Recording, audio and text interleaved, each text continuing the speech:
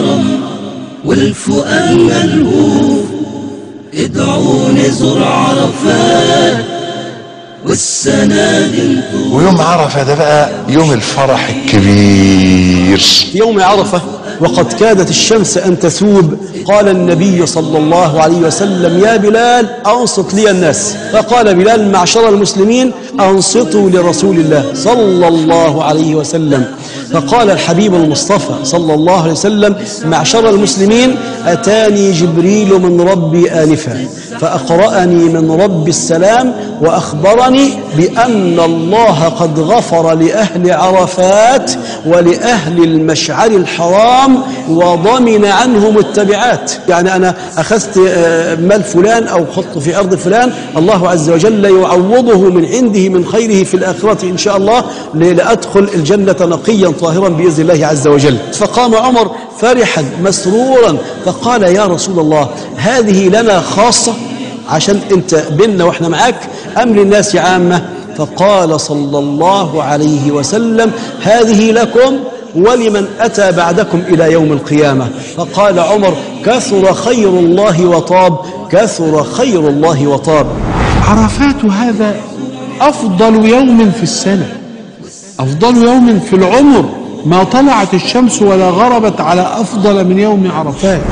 فإذا أفضتم من عرفات فاذكروا الله عند المشعر الحرام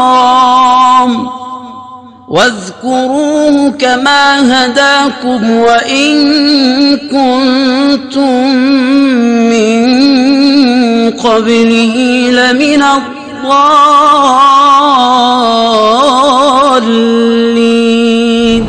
المكان الوحيد اللي إبليس ما بيدخلوش هو يوم عرفة. جبل عرفة واقف في وادي عرنة، واقف يعمل ايه؟ واقف يبص على الحجاج، يبص على الحجاج دول كلهم اللي بقاله 30 سنة و40 سنة بيشتغل معاهم، اللي خلاهم يعملوا الذنوب اللي في الدنيا كلها، دلوقتي هيتغفر لهم. باظ شغل إبليس كله، يبدأ يشيل التراب على راسه ويعض على أنامله من الغيظ ويصرخ ويندم ندم شديد إن جهده كله بيضيع هباء.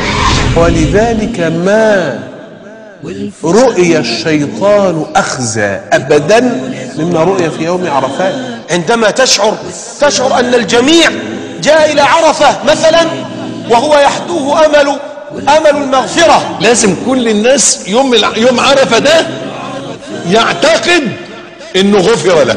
أعظم الناس ذنبا من وقف بعرفات ثم ظن أن لن يغفر الله له. ونركز على صيام يوم عرفة، صيام يوم عرفة لغير الحاج، كما قال النبي صلى الله عليه وسلم في الحديث في صحيح مسلم: صيام يوم عرفة أحتسب على الله عز وجل أن يكفر السنة الماضية أو السنة التي قبله والتي بعده، سنة ماضية وسنة قادمة. يعني السنة اللي فاتت دي كلها ببلاويها ومآسيها، والسنة القادمة إن شاء الله يكفرها صيام يوم عرفة، فاحرصوا عليه.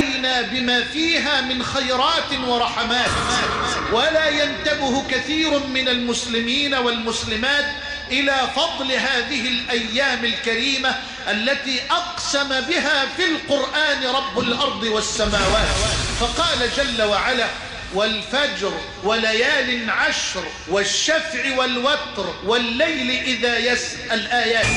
قال ابن عباس رضي الله عنهما: الوتر في الآية هو يوم عرفة، والشفع هو يوم الحج الأكبر يوم النحر، والليالي العشر هي ليالي ذي الحجة، لأن كثيرا من المسلمين لا يفطن لفضل هذه الأيام المباركة. وربما تمضي أشهر الحج وتمضي العشر من ذي الحجة وكأن المسلم ما التفت إلى شيء مر عليه أو مضى به. ليالي العشر من ذي الحجة، بل وهناك من أهل العلم من قال بأن هذه الأيام هي أفضل الأيام في العام كله. أيام ذي الحجة ففيها أفضل يوم في العام كله ألا وهو يوم عرفة. هذه الأيام المباركة كما قال الحافظ ابن حجر رحمه الله تعالى تشتمل على أمهات العبادة، ففيها الحج وهو ركن من أركان الإسلام، وفيها الصلاة، وفيها الصيام، وفيها النفقة والصدقة، وفيها التهليل والتكبير، وفيها التحميد والذكر والتسبيح. قال تعالى ويذكر اسم الله في أيام معلومات. هذه الأيام المعلومات كما قال ابن عباس هي أيام العشر من ذي الحجة، كرمها ربنا تبارك وتعالى فجعل فيها هذا الركن العظيم من أركان الإسلام ألا وهو الحج. فمن السنة أن تصوم وأن تقطع. ويستدل أيضا على مشروعية الصيام في ذي الحجة قول النبي عليه الصلاة والسلام ما من أيام العمل الصالح فيها أحب إلى الله من هذه الأيام، يعني أيام العشر من ذي الحجة، والصيام من العمل الصالح.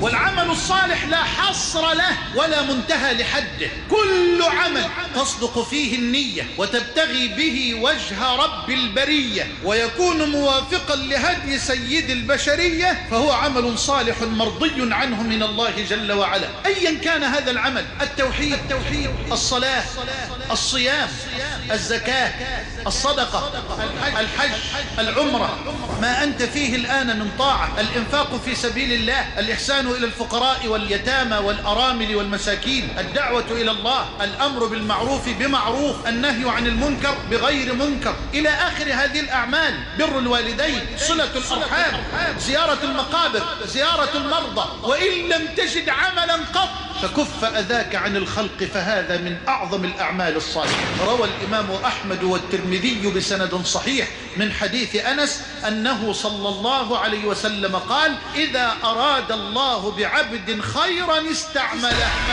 قيل كيف يستعمله يا رسول الله؟ قال يوفقه لعمل صالح ثم يقبضه عليه. وأختم ويا لها من خاتمة حسنة، العمل الصالح سبب لحسن الخاتمة، لا حرمني الله وإياكم حسن الخاتمة.